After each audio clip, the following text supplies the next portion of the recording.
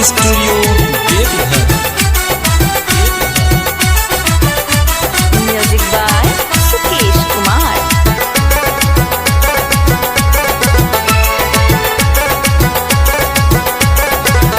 कलकत्ता से अइला कमा के बलमुआ किन्हा दाना सोनमा के हार, किन्हा दाना सोनमा के कलकत्ता से अइला कमा के बलमुआ किन्हा दाना सोनमा के हार।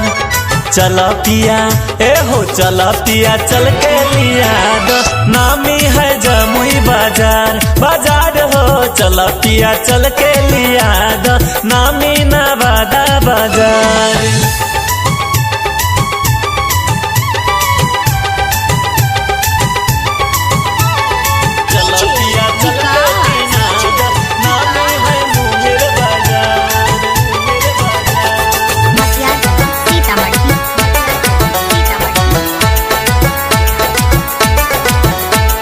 चला पिया चल के लिया दो, नामी है मुंगेर बाजार, मुंगेर बाजार।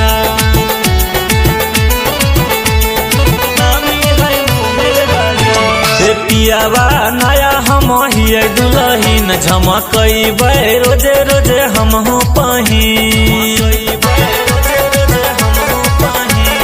पियावा नया हम हिय दुलहीन झमकइबै रोजे रोजे हम हो पही। हुक वाला चोली हम लेबै बलमुआ लिया दाना साड़ी लहकदार। हुक वाला चोली हम लेबै बलमुआ लिया दाना साड़ी लहकदार। चला पिया चला पिया चल के किना दो, नामी है बांका बाजार बाजार हो। चला पिया चल के किना दो, नामी है मुंगेर बाजार। चला पिया चल के किना दो, नामी से पूरा बाजार, पूरा बाजार।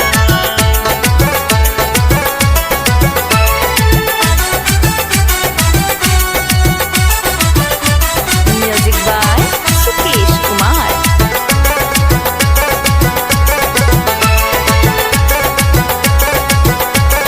पियावा पूरा नहीं करब डिमांड, करतिया करे नहीं पैब कोनो कांड। पियावा पूरा नहीं करब डिमांड, करतिया करे नहीं पैब कोनो कांड।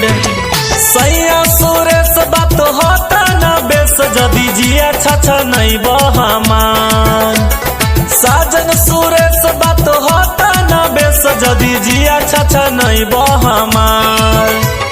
चला पिया चला पिया चल के किना दो, नामी है गाया बाजार बाजार हो। चला पिया चल के किना दो, नामी से खपूरा बाजार।